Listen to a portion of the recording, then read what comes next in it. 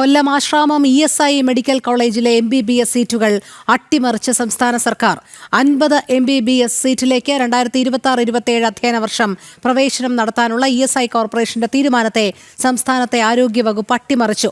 600 കോടിയുടെ പദ്ധതിയാണ് സംസ്ഥാന സർക്കാർ അട്ടിമറിച്ചത്. രാഷ്ട്രീയ വൈരാഗ്യ ബുദ്ധിയുടെ ഭാഗമായാണ് സർക്കാർ നീക്കം. എസ് നന്ദഗോപൻ ചേരുന്നു.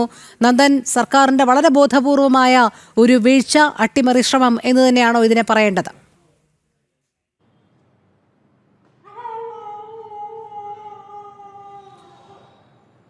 രോഹിണി, കൊല്ലം ആശ്രമം ESI ആശുപത്രി, ഈ ആശുപത്രി സാധാരണക്കാരായിട്ടുള്ള തൊഴിലാളികൾക്കും അവരുടെ കുടുംബാംഗങ്ങൾക്കും ഏറെ പ്രയോജനപ്രദമാകേണ്ടതാണ്.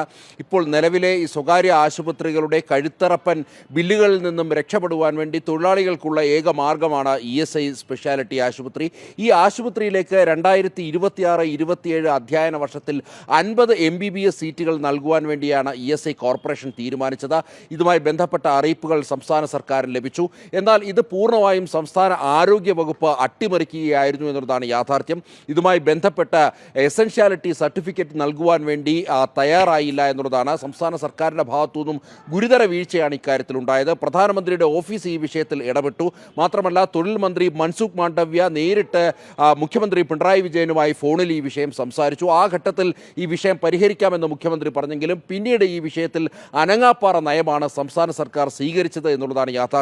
അതായത് ഏതാണ്ട് പൂർണ്ണമായും 600 കോടി രൂപ കേന്ദ്ര ധനസഹായം ലഭിക്കേണ്ട പദ്ധതിയാണ് സംസ്ഥാന സർക്കാർ അട്ടിമറിച്ചത് എന്നുള്ളതാണ്. ഇതിൽ പ്രധാനമായും ഉയരുന്ന ആരോപണം, കൊല്ലത്ത് CPM നിയന്ത്രണത്തിലുള്ള ഒരു സ്വകാര്യ ആശുപത്രിയുണ്ട്.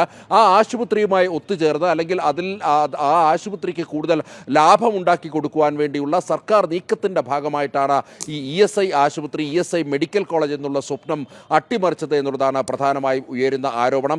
സർക്കാരിൻ്റെ രാഷ്ട്രീയ വൈരബുദ്ധിയുടെ ഫലമാണ് ഈ നീക്കമെന്നുള്ളതാണ് സ്ഥലം MP കൂടിയായ NK പ്രേമചന്ദ്രനടക്കം വ്യക്തമാക്കുന്നത്. ഏതായാലും ഇതുമായി ബന്ധപ്പെട്ട് വലിയ പ്രതിഷേധങ്ങൾ ഉയരുന്നു. ഏതായാലും ഈ വർഷം ഇനി ഇതുമായി ബന്ധപ്പെട്ട് ഈ സീറ്റുകൾ ലഭ്യമാക്കുന്ന നടപടികൾ നടക്കില്ല എന്നുള്ളതാണ് യാഥാർത്ഥ്യം.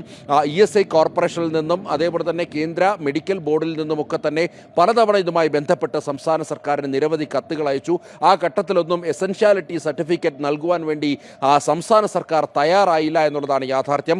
ഇതുമായി ബന്ധപ്പെട്ട ഒരു വാർത്താക്കുറിപ്പ് NK പ്രേമചന്ദ്രൻ MP പുറത്തിറക്കിയിട്ടുണ്ട്. ഇതിൽ കൃത്യമായി ഇവിടുന്ന് ESI കോർപ്പറേറ്റ് ഓഫീസിൽ നിന്നും സംസ്ഥാന സർക്കാരിന് അയച്ച കത്തുകളുടെ വിവരങ്ങൾ, അതേപോലെ തന്നെ ഇതുമായി ബന്ധപ്പെട്ട ഡേറ്റുകളടക്കം ഇതിൽ വ്യക്തമാക്കുന്നു എന്നുള്ളതാണ്. ഒടുവിൽ ഇത് ആരോഗ്യമന്ത്രിയുടെ ഓഫീസിലെത്തി എസൻഷ്യാലിറ്റി സർട്ടിഫിക്കറ്റുമായി ബന്ധപ്പെട്ട നടപടിക്രമങ്ങൾ അവസാനിപ്പിക്കേണ്ട അവസാന ദിവസവും ഇതുമായി ബന്ധപ്പെട്ട നടപടികളിലേക്ക് അല്ലെങ്കിൽ എസൻഷ്യാലിറ്റി സർട്ടിഫിക്കറ്റ് നൽകുവാൻ വേണ്ടി ആരോഗ്യമന്ത്രിയുടെ ഓഫീസ് തയ്യാറായില്ല എന്നുള്ളതാണ് പ്രധാനമായും ഉയരുന്ന ആരോപണം. അത് ഈ സ്വകാര്യ ആശുപത്രികളെ സഹായിക്കാനാണ് ഇത്തരത്തിലൊരു നീക്കം. പ്രത്യേകിച്ച് കൊല്ലത്ത് CPM നിയന്ത്രണത്തിലുള്ള സ്വകാര്യ ആശുപത്രിയെ നിയന്ത്രിക്കാനാണ് ഈ സാധാരണക്കാർക്ക് പ്രയോജനപ്രദമാകേണ്ട ESI മെഡിക്കൽ കോളേജ് സംസ്ഥാന സർക്കാർ നേരിട്ട് അട്ടിമറിച്ചത് എന്നുള്ളതാണ് പ്രധാനമായും ഉയരുന്ന ആരോപണം. രോഹിണി.